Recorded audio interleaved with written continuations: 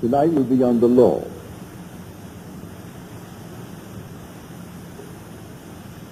I think you'll find it a very practical evening. But remember, you are the operant power. It doesn't operate itself. But all day long, whether you know it or not, you are operating it. Nothing appears to us in perception which cannot be duplicated in fancy. Consequently, the world perceived always resembles our private fancy, and is therefore, as far as the evidence goes, imaginal in character. Now, here we are trying to find the cause of the phenomena of life. What makes things happen? Why is that one poor and that one rich? Why is that one known and the other unknown? And why is one this and the other that? And yet we are told in Scripture there is only one cause, only one God. Hear, O Israel, the Lord, our God, the Lord is one. There aren't two gods, there's only one God. So we have to find out who this one God is. If I should speak to you now and say, and speak of your God, the chances are, and you can give it any number you want, 1,000,001 or trillions in one, that hearing the word your God, that your mind will instantly think of someone or something external to yourself. I do not care how you form it, but you will think of God, your God, as external to yourself. But if I spoke of your imagination, I am certain you will think of no one but yourself. Could it be that your imagination is the God of Scripture? If you read Scripture carefully, you will find that it is. There's only one creative power. We are told in the 32nd chapter of the book of Deuteronomy that I, even I, am He, and there is no God beside me. I kill, I make alive, I wound, I heal, and there is none that can deliver out of my hand. From this we see that the creative power of the world, the creator of the world, is like pure imagining in ourselves. He works in the very depths of our soul, underlying all of our faculties, including perception. But he streams into our surface life, least disguised, in the form of productive fancy. So you see anything here through your senses. Shut your eyes, close your senses completely, and you can reproduce it in fancy. Does it teach me anything? Well, I'll tell you, it'll teach you everything if you'll believe it. If I can get you to accept the true God, the only true God, which is your own wonderful human imagination. Does Scripture teach it really? Yes, Scripture does. And the word of the Lord, the word translated Lord, is the Hebrew Yod He Vav He. It's not sounded, although we do try to sound it, we translate it as the Lord, and sometimes Jehovah, and sometimes they'll translate it, which they shouldn't, say as God. But the Lord, yes. The word Jehovah, yes. Well, the word Jesus begins Yod He Vav. So here we find the same root in the word Jesus. Therefore they called him the Lord. And the word of the Lord came to Jeremiah, saying, Arise and go down to the potter's house, and I will let you hear my word. So I went down to the potter's house, and there he was, working at his wheel. And the vessel in his hand was spoiled, that he was making of clay.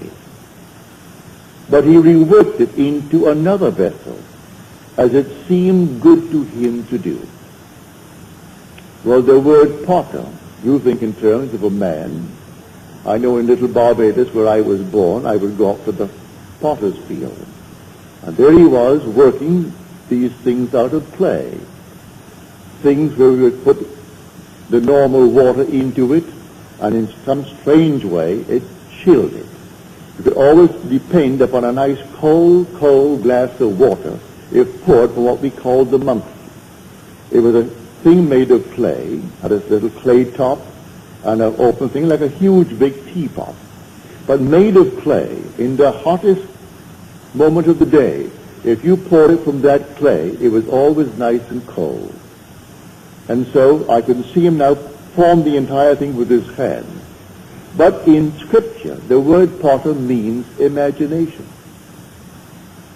You'll find what I've just quoted in the 18th chapter of the book of Jeremiah. You'll also find it in the 64th chapter of the book of Isaiah. Thou art our Father, our potter. Who is the Father? Well, the Lord. Well, the true translation of the word Lord, which is Yod He Vav He, is I am. And if I should go to the people of Israel and say to them, the God of your fathers sent me unto you, and they ask me, what is his name? What shall I say? Say to them, I am. That is who I am. Say to them, I am has sent me unto you. Not the Lord has sent me unto you, or Jehovah has sent me unto you, or Jesus has sent me unto you, for these always takes the mind outside of self. But say to them, I am has sent me unto you. You want to know his name? Just say, I am. That is who I am. That is my name forever. And by this name I shall be known throughout all generations. But man will not bring himself to believe that that is God. He will not bring himself to believe that his own wonderful human imagination is God. And that is God, that forms everything in this world. There isn't a thing that you now see in the world but what it was once only imagined. Their image preceded the objective fact. So objective reality is purely produced through imagining. The suits you wear, the dresses you wear, the chairs on which you are seated, the building that now houses you, everything was only imagined. And then it became an objective reality. And we think the objective state is its reality. And it's not so at all. That which is the imaginative image is its reality. Destroy the objective fact, I can reproduce it from the imaginative image.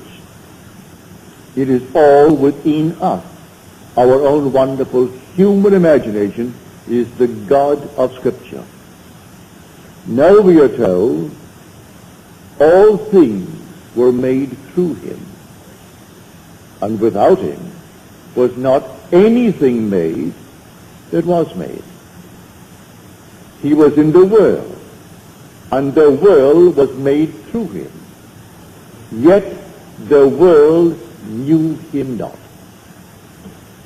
So you walk the earth as the cause of the phenomena of your life. You could be, if you are vivid in your imagination, be influencing the imaginations of unnumbered people, and you, unseen by them, are the cause of the phenomena of life. If they are passive, they fall under your influence. If you are powerful in your imagination, you are creating the phenomena of life. And those who are not in control of their imagination, who are moved by the wind of every little rumor, every opinion, they simply sway from side to side as you, in control, move them. You are the one treading in the winepress, and no one knows it. You could be in a dungeon, serving a long, long span of time, and while there, eaten up with a desire. And then in your silent moment, you are completely in control of that vivid, creative power of the universe, your imagination. And you influence all the people of the world. For all things by a law divine, in one another being mingled. I couldn't see you if you did not penetrate my brain. I couldn't hear you if you didn't penetrate it. So all things by a law divine, in one another's being mingled. The whole vast world is one. You in control of the creative power, which is your own wonderful human imagination, you can sway the entire vast world. If you can't do it, as some dictators have tried to do it, they bring in their propaganda machine. And then they try to force man into a certain shell, into a certain state. And quite often they succeed up to a point. But you, without the aid of any machine in this world, you can change the structure of your world by the control of your own wonderful human imagination. That is God. That is the Lord spoken of in Scripture. That is Jesus. Or can you imagine? Well, that is God in operation. God only acts and is in existing beings or men. But how does he act? As I imagine. I imagine anything. See now that I, even I, am he. I kill and I make alive. I wound and I heal. And none can deliver out of my hand. I raise my hand to heaven and cry, I live forever. That's the immortal you. It cannot die. When you say I am, it cannot die. It's not confined to the little garment that you're wearing. That's a mask that you put upon yourself that you may be seen in this world of shadows. But you are not the mask that you wear. You are an immortal being, and that immortal being is God the Father, as spoken of in Scripture. But I would like you to begin to feel it is simply I am. And by that, imagination. You can sit down this very moment and begin to dream the most glorious dream in the world concerning yourself. At the moment of the dream, reason denies it. Your senses deny it. But if you dare to assume that assumption, that you are already that in its fullness, and persist in that assumption, it will harden into fact. Blake said, I met Isaiah and Ezekiel, and I dined with them last night.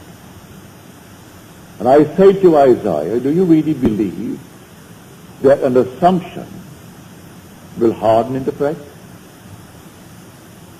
He said, all prophets believe that it does, but today not very many are capable of an assumption of anything.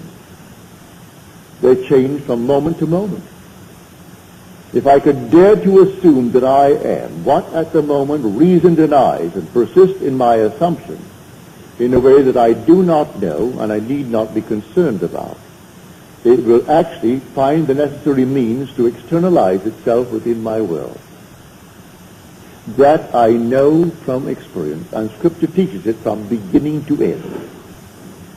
This is the law that came after the promise. The promise came first, and that is irrevocable. No one can fail in the fulfillment of the promise.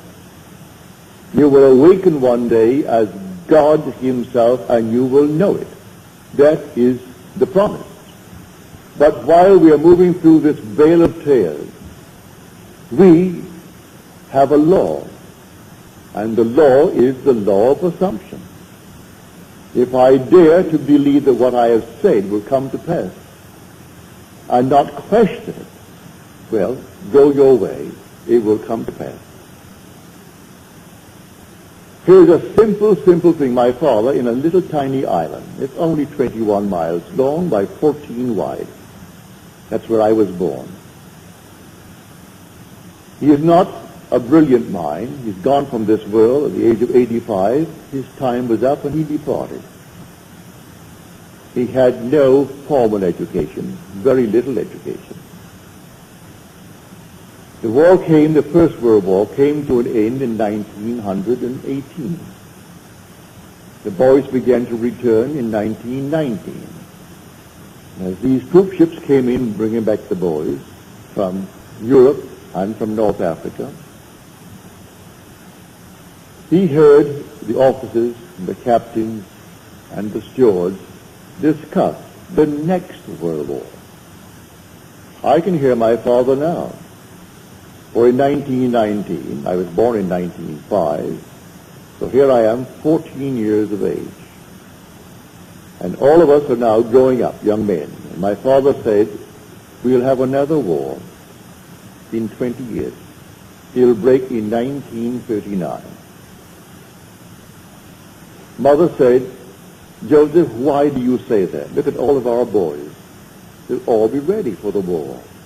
Why do you say that? And there were 9 boys, 1 girl. He said, it will happen in 1939, 20 years. He even named the 2 sides and placed Italy on the side of Germany and Japan on the side of Germany, leaving England and France and Russia. He didn't mention the others. They were, naturally, he took it for granted that America would come in to defend the liberties that we have inherited from England. What we now call the Bill of Rights. All this is part of the foundation of that English-speaking world. And he thought, well, now America will come in at the appropriate time, but in 1919 it will break.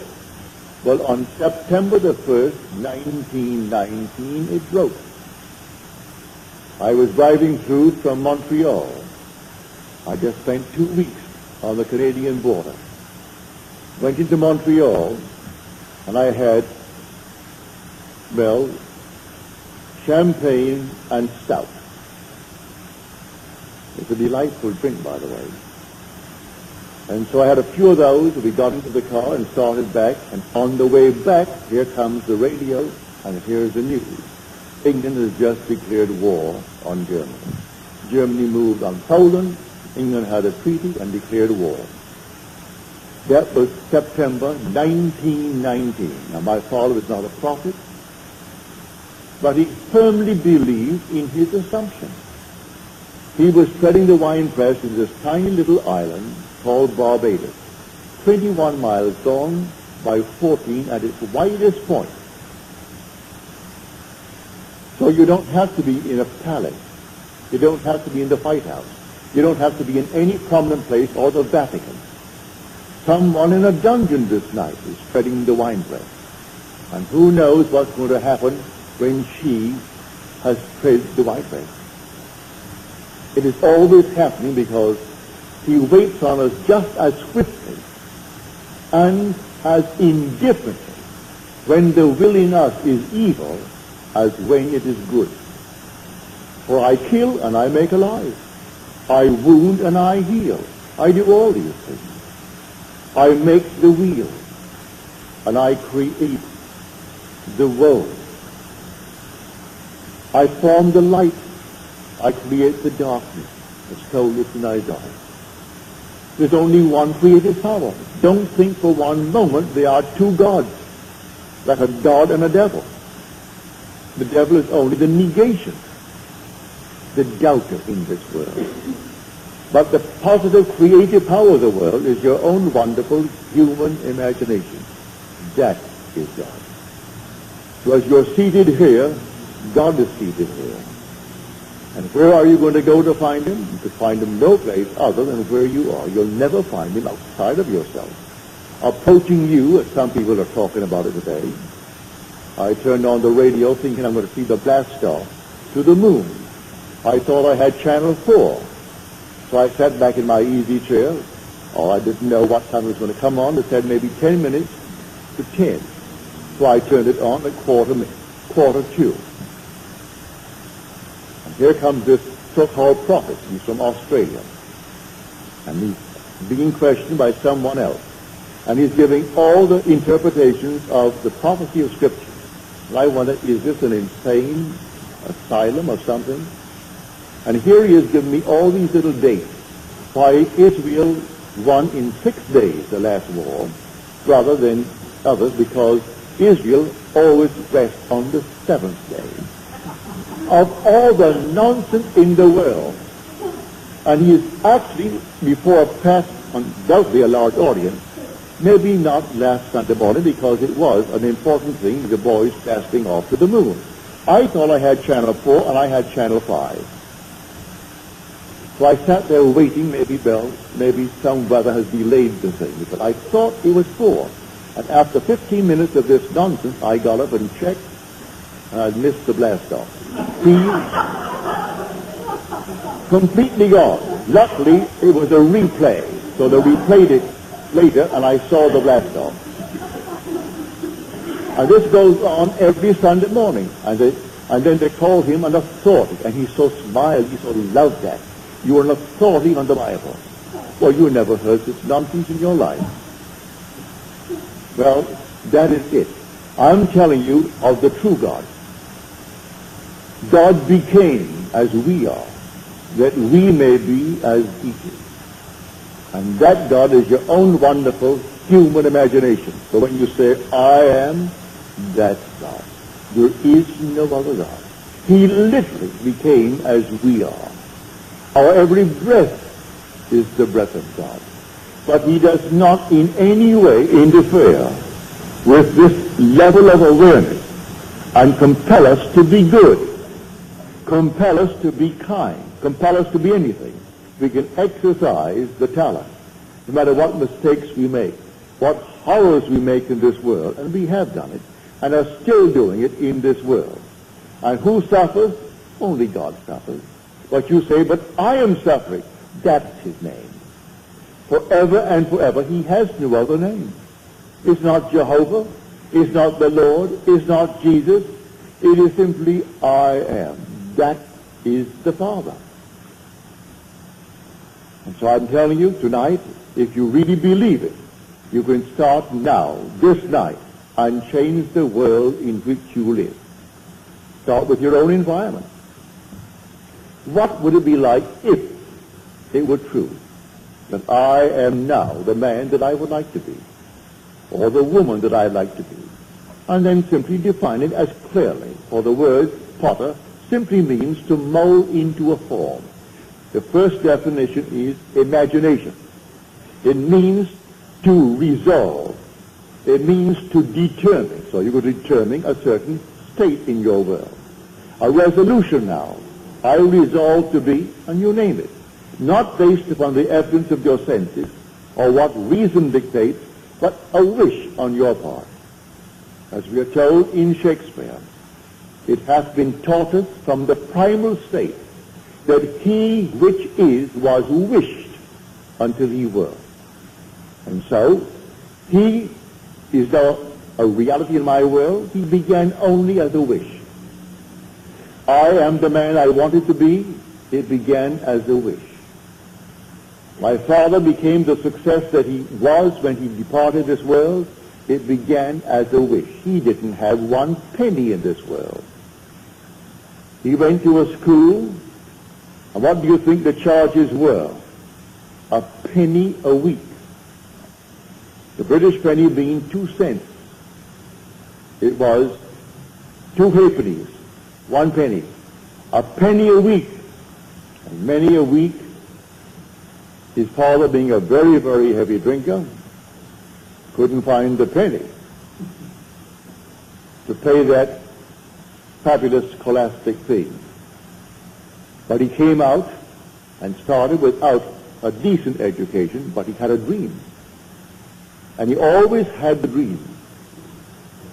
And when he was toppled from a small little partnership, 2 of my brothers went to see the 3 men who actually maneuvered the entire thing, and they asked, why? What happened to Daddy?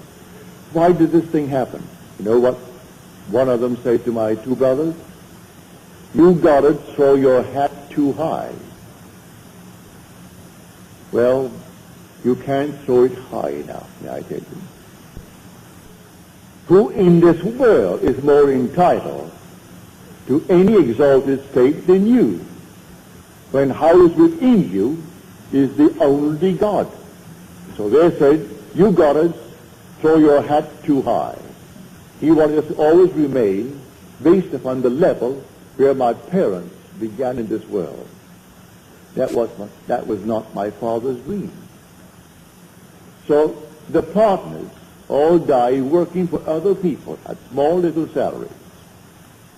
And my father died working only for himself and his sons at the age of 85, and left 10 children, each financially independent.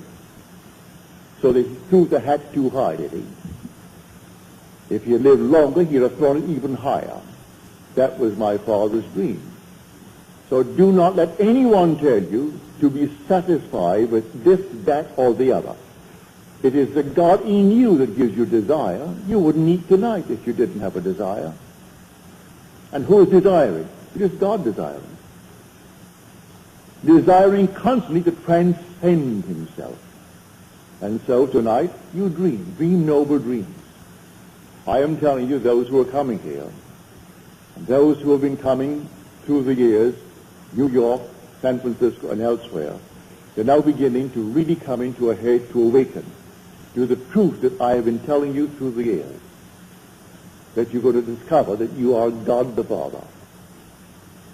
Thou art our Father, yet our potter, and we are the clay in thy hand.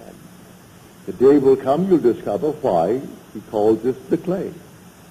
We are emotional filters, and we bear the marks of our prevalent emotions, and he allows these marks, good, bad, or indifferent. He does not in any way dictate what I should entertain as a thought. All right, entertain it. So I want to feel sorry for myself and go out and eat worms. Go and eat the worms. Have some more. That's exactly what he does to all of us. No compassion whatsoever. Not to think for one moment that he's going to stop you in the act. He allows you to completely run your own world, as it were, and make all the mistakes in the world. Thou hast delivered us into our iniquity. And the word deliver in Greek, in Hebrew, and in Latin means to melt. He has melted us and melted us into our iniquity. So we are so much a part of it, we can't even separate ourselves from these infirmities. He allows us to be delivered right into our iniquities, as told us in the 64th chapter of the book of Isaiah. Read it carefully, and you'll see this vision that possessed these men who were qualified to hear from the depths of their own soul. But they heard it as adumbrations. And then came the understanding of these shadows, these foreshadowings. And the day will come that every one in this world will discover he is God the Father. And because he is the Father, then there must be a Son. And that son is David. David is the Christ spoken of in Scripture, but man doesn't know that yet. I am telling you from experience, I know it. And one day you're going to actually see the Christ who reveals you as the Lord, who is the Father. So David is called, not in Scripture, that the thing is going dead again. All right. Here is not back. Is it back? Yeah. So I'm telling you, there's only Father and Son in this entire wonderful story. Well, then, who then is this David that is the Son? David is the sum total of all the parts that the Lord, I am, has played. He is the resultant state. And you have played all the parts, good, bad, and indifferent. And having played all the parts, then the sum total, the resultant state comes out, and there he stands before you. And he is David. David is the resultant state, the Christ, the anointed one of the Father. And it takes him to reveal you as God the Father. And everyone is going to have this experience. There's a lady here tonight who had this experience back in November. Said, I came upon this beautiful youth of sheer innocence, about 13 years of age, ruddy of complexion, as described in the 16th chapter of 1 Samuel. And he came to me and he said, you are in the fatherhood degree. And I said to him, how do you know? He said to me, I know. I know. And then the vision faded. Then she said, I had this experience. I saw 3 men walking towards me. They were all with a heavenly smile on their face. As they approached, they so resembled each other, they could be triplets. They could be brothers, but triplets. They were so completely alike as they approached. And one had an infant wrapped in a blanket. And he came towards me and placed it in my hand. And I took the infant, and I knew it was my child.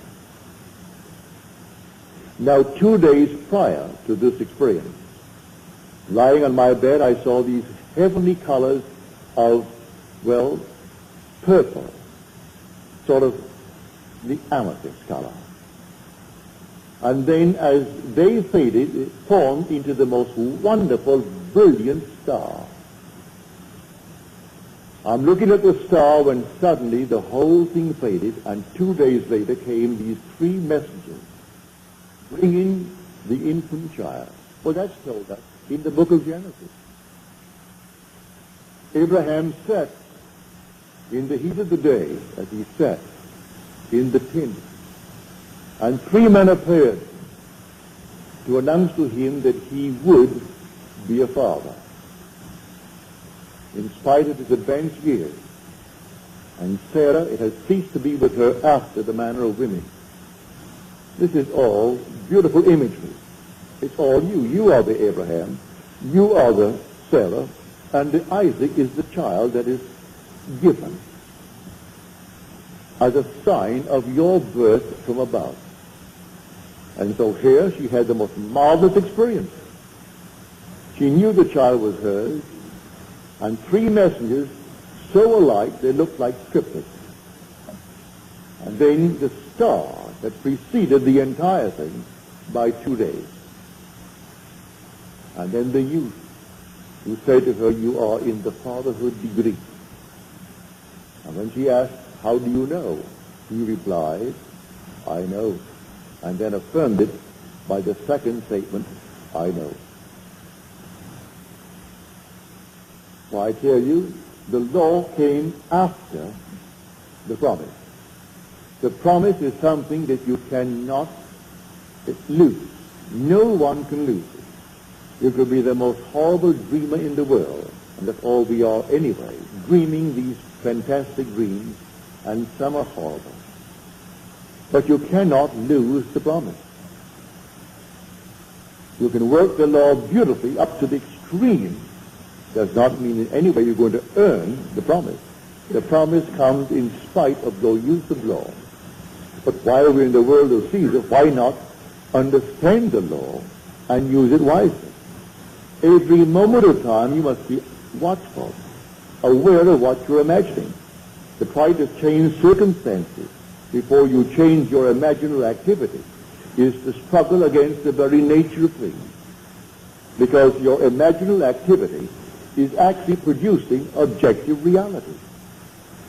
And so until I change that which is the cause of the phenomena of life, I'm going to reproduce the same thing in my world. So start tonight to change it by changing the imaginal activity. So here, Fawcett said, and I think it's a very marvelous statement that he made, the secret of imagining is the greatest of all problems, to the solution of which all should aspire. For supreme power, supreme wisdom, supreme delight lies in the far-off solution of this mystery. There are so many facets to it. Here I stand, and I say I'm all imagination. But am I really here based upon the evidence of my senses? Can I not block out what my reason and my senses are dictating and be elsewhere? Can I not imagine myself to be elsewhere and view the world from there? Instead of wanting to be there and viewing it from here, which tells me I am not? Well, try it. You can be any place you want to be in this world. Man must be wherever he is in imagination, for man is all imagination. So I will simply imagine myself to be elsewhere, if that's where I want to be, or to be other than what I am, if that's what I want to be, and view the world from that assumption. Go forward and prepare the place. He says, wherever the sole of your foot shall tread upon, the same gave I unto you. Wherever the sole of my foot treads, he gives me. Well, then don't remain here all the time if I want to be elsewhere. And the elsewhere need not be spatial. It could be in a financial manner. It could be in a social manner. It could be in any manner. And so I would dare to trade on a different level. I would dare to assume that I am that which I want to be. I'm treading on it. And I must be wherever I am in imagination, for I am all imagination. Man is all imagination, and God is man, and exists in us, and we in him. The eternal body of man is the imagination, and that is God himself. The divine body we call Jesus is your own wonderful human imagination. And you beat him morning, noon, and night by the misuse of your imagination. He bears all the stripes of man. But he's only your own wonderful human imagination. And he is the immortal you.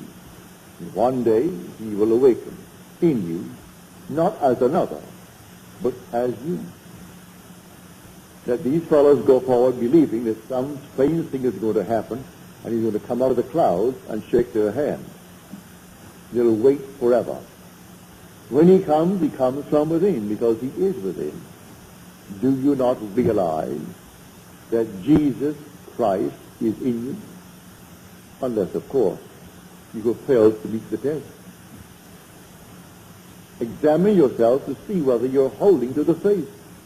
Jesus Christ is in you.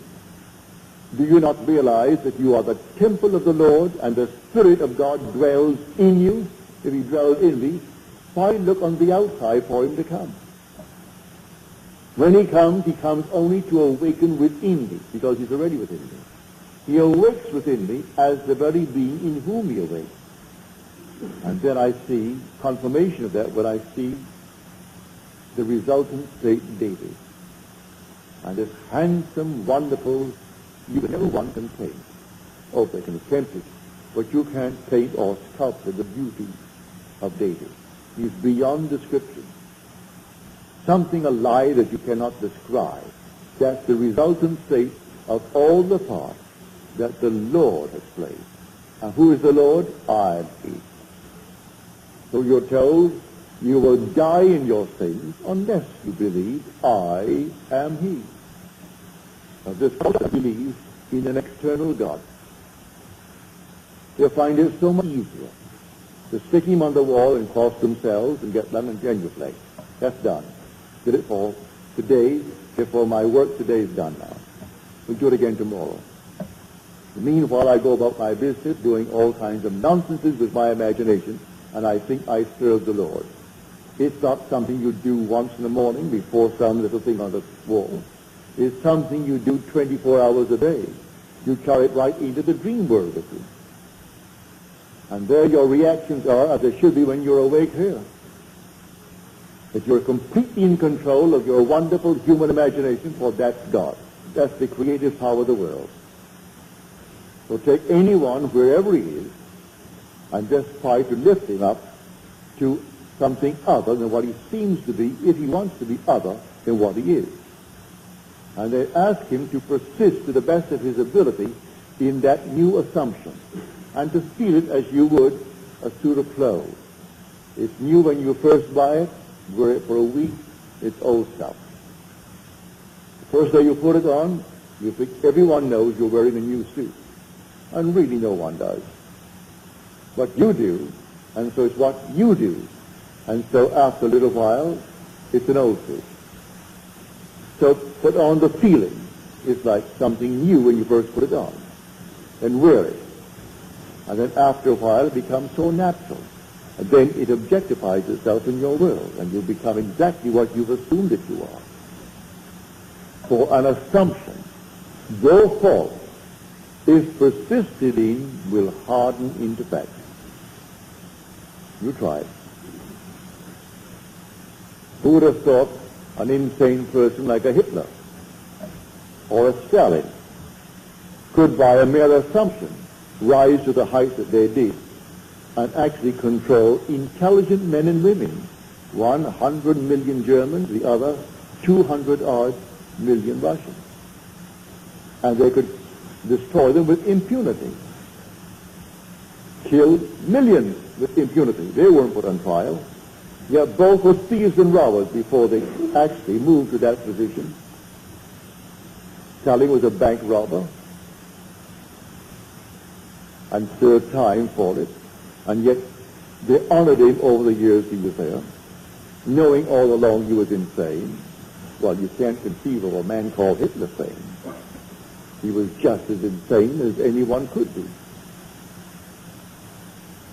But he did assume, and boldly assume, and he lived in it. That's what I mean by this strange, peculiar law that kills and makes alive. And it wounds and it heals. It makes the dark and creates the light. It forms the wheel and still creates the road. It does all things, and no one can deliver out of its hand.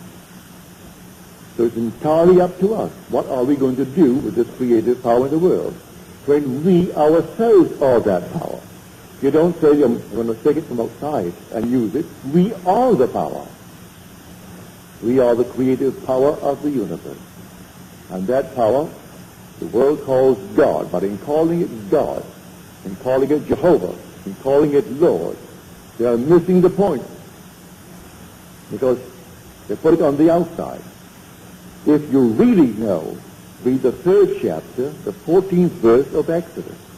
That's where the name is beautifully described for us. And when I come to the people of Israel, and I tell them, the God of your father sent me to you, and they say, what is his name? What shall I say? Say unto them, I am. That is who I am. And when you go to them, you just say, I am. has sent me to you. And that is my name forever. And by that name I shall be known throughout all generations. But Israel finds it difficult to keep the 10th. And so it's always something other than I am. It's so much easier to blame someone other than self for the things that are happening to us. And I point here, there, and elsewhere. I forget what I did in my idle moments. And when the harvest comes up for me to reap it, I deny that I planted these seeds. When on earth did I plant them?